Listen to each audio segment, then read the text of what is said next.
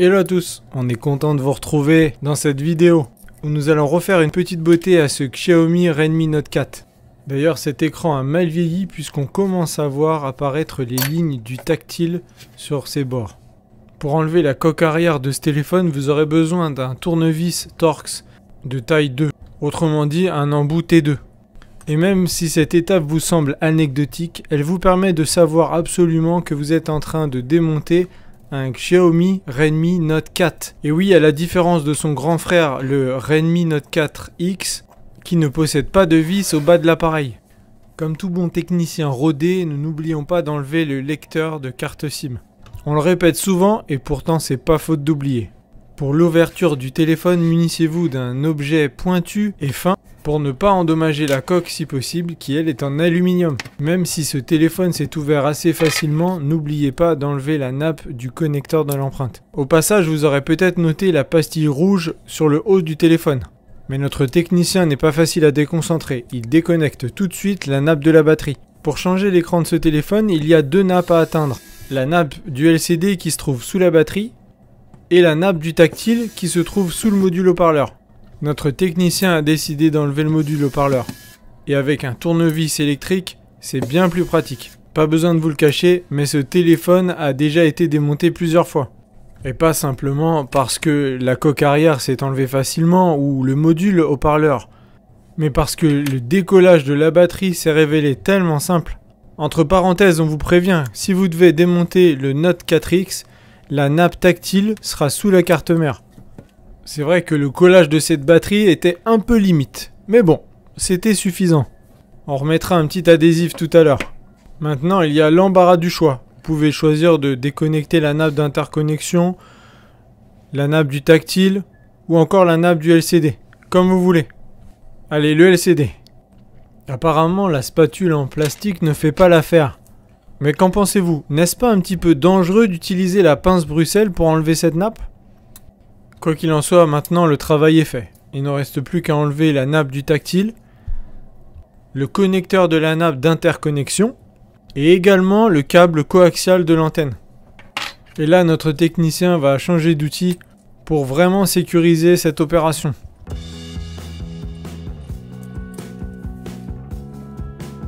Pour le reste, il va essayer d'insérer sa spatule sous cette carte PCB, mais celle-ci a l'air d'être bien collée. Ce petit bruit indique que la carte est prête à être décollée. Après quoi, il ne vous restera plus qu'à enlever l'écran. Et là encore, c'était pas compliqué. De la poussière s'était insérée entre la vitre et le châssis. Du coup, l'adhésif ne jouait plus vraiment son rôle. Mais il y a une pièce très importante qu'il ne faudra surtout pas oublier de récupérer sous l'ancien écran.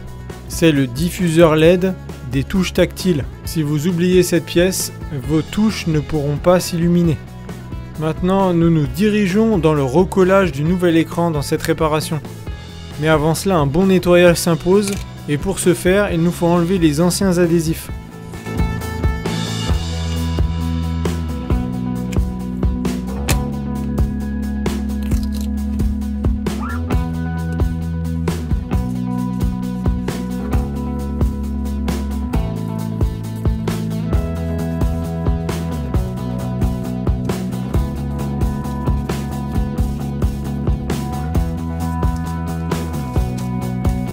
Notre technicien décide de remettre ce petit plastique qui permet de diffuser la lumière dans les touches tactiles au bas de l'écran. Pour ne pas vous tromper de centre, dites-vous simplement qu'il faut que le petit carré blanc au niveau de l'écran puisse correspondre avec la LED dans le châssis. Et voilà, maintenant on peut procéder au recollage. Et bien sûr, nous n'allons pas utiliser des adhésifs double face, mais plutôt la colle E8000. Il suffit de déposer un filet régulier de colle sur tout le pourtour du châssis.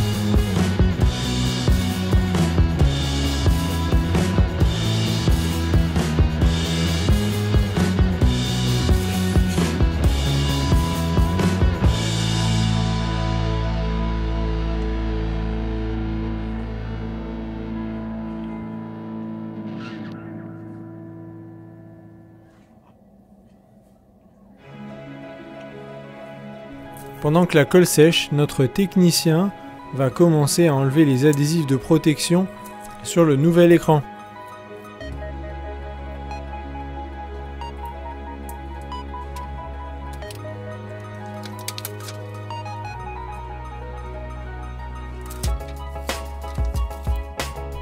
Pour le recollage de l'écran, on s'assure que toutes les nappes vont traverser le châssis et se retrouver de l'autre côté comme il se doit.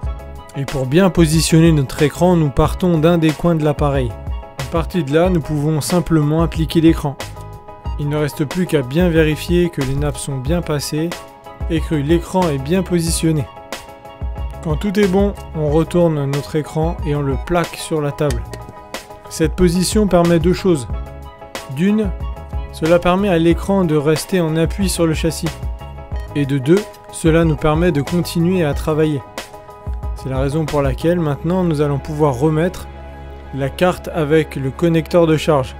Du coup on doit tout refaire mais dans le sens inverse. On repositionne la nappe d'interconnexion, la nappe de l'antenne et la nappe du tactile. Bien entendu, n'oubliez pas d'enlever l'adhésif situé au dos de la nappe tactile.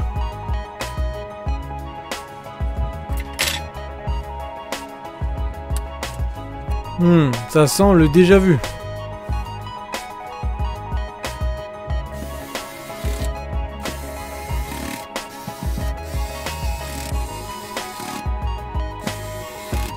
Avant de recoller la batterie, une petite vérification visuelle s'impose. On cherche des irrégularités ou des sortes de bosses. Tout avait l'air bien. Maintenant, on a remis quelques petits adhésifs pour la batterie.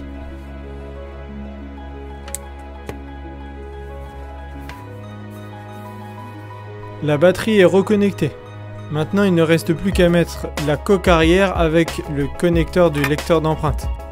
Et voilà, nous avons offert une seconde jeunesse à ce Xiaomi Redmi Note 4. Il ne reste plus qu'à remettre le lecteur SIM et également les deux vis sur le bas de l'appareil. Et ce sera fini. À la fin de la vidéo, on vous a laissé un petit bonus. Il s'agit de vous montrer comment rentrer dans le menu de test de n'importe quel téléphone Xiaomi. C'est vraiment pratique. Qui plus est, cela nous a permis de voir que notre écran était pleinement fonctionnel. Si cette vidéo vous a plu, laissez un petit pouce bleu, n'hésitez pas à laisser des commentaires, sinon on vous dit à bientôt sur la chaîne Pièces de Mobile.